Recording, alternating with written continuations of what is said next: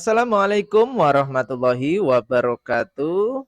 Selamat siang Bapak Ibu semuanya dimanapun kalian berada.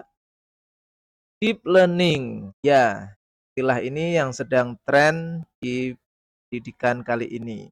Apakah deep learning itu disebut bisa menggantikan kurikulum Merdeka Belajar?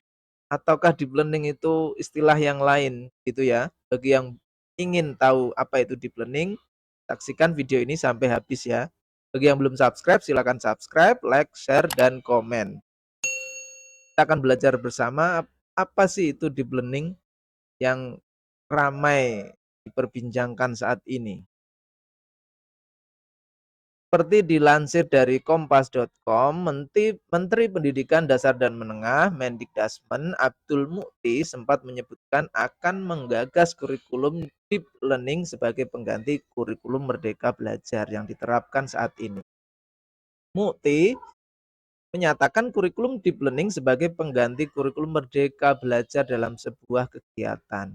Pernyataan itu kemudian direkam dan dibagikan ke media sosial sehingga menjadi viral.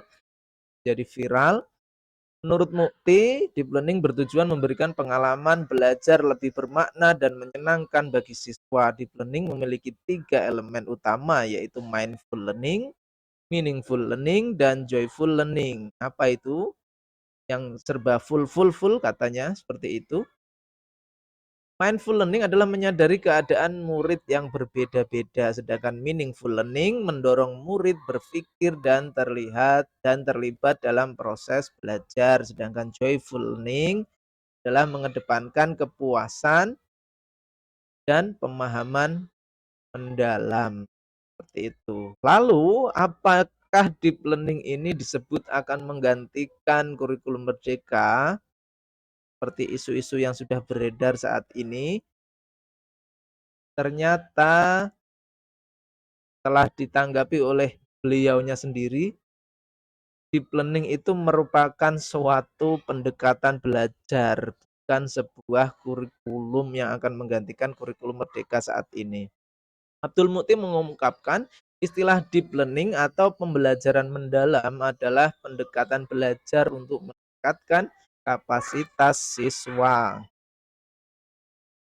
Namun Abdul Mukti, Menteri Mendikdasmen, dianggap sebagai membantah bahwa deep learning itu dianggap sebagai kurikulum yang akan menggantikan kurikulum Merdeka Belajar.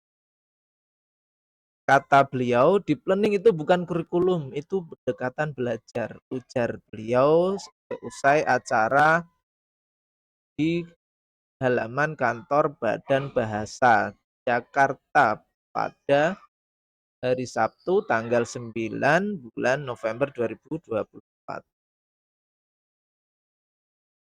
Abdul Mukti menegaskan Kementerian Pendidikan Dasar dan Menengah Mendikdasmen kini masih mengkaji kurikulum pendidikan yang akan diterapkan di Indonesia. Begitu, ia memastikan Kemendikdasmen belum memutuskan untuk mengganti kurikulum Merdeka Belajar yang diterapkan pada masa jabatan kemarin Menteri Mendikbudristek Nadiem Makarim, yaitu Merdeka Belajar.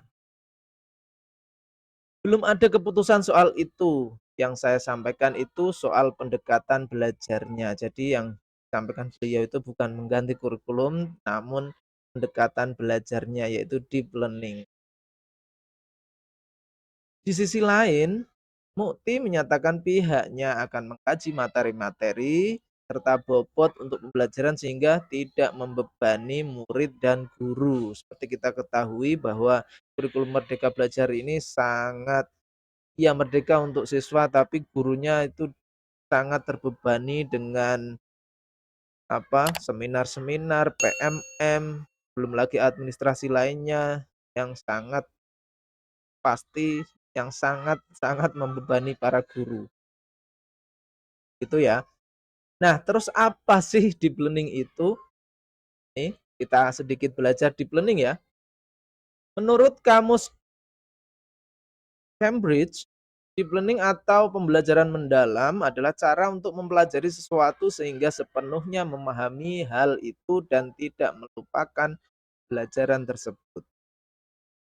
Dalam segi komputasi, deep learning adalah sejenis pembelajaran mesin atau proses komputer meningkatkan kemampuan untuk melakukan tugas dengan menganalisis data baru yang menggunakan banyak lapisan pemrosesan data. Menurut Catherine, deep learning membuat pelajar mampu berpikir kritis, komunikasi, serta bekerja dengan orang lain secara efektif di semua mata pelajaran. Deep learning membuat murid bisa mengarahkan ilmu dan mengambil hal yang dipelajari untuk diterapkan ke situasi lain sebagai pembelajaran seumur hidup. Pada pembelajaran mendalam, murid akan meneliti fakta dan ide baru secara kritis serta mengaitkannya ke struktur kognitif dan membuat banyak kaitan antara ide yang ada.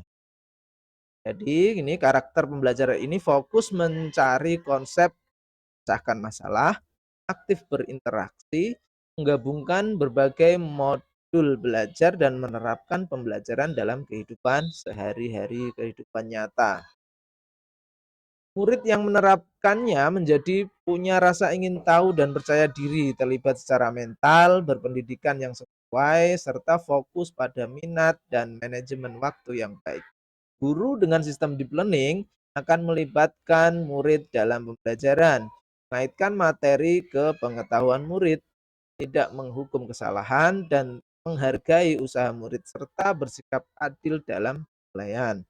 Contoh deep learning yakni murid diajak menciptakan sesuatu karya sambil menghitung biaya pembuatan, kemudian bahan-bahan yang diperlukan. Karya itu kemudian diterapkan ke kehidupan sehari-hari. Itu ya. Berbeda dengan pembelajaran mendalam, kebalikan dari deep learning adalah surface learning atau pembelajaran permukaan. Surface learning hanya membuat murid menerima fakta baru tanpa berpikir kritis. Gitu ya. Fokus pada hafalan, pasif menerima informasi, tidak mengembangkan materi, dan belajar untuk ujian saja.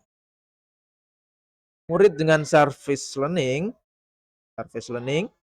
tidak fokus pada bidangnya, kurang pengetahuan, beban belajar terlalu tinggi, dan hanya sekedar mengingat informasi.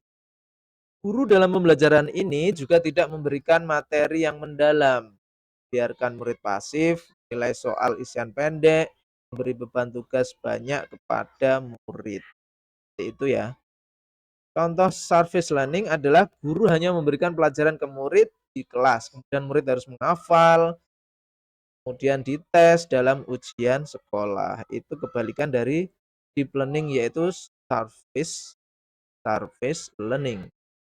Itu ya. Jadi deep learning itu mengedepankan pada siswa berpikir kritis, komunikatif, serta bekerja sama secara efektif. Itu adalah deep learning. Merupakan jadi ada 3 tadi ya, meaningful, mindful, meaningful, dan joyful.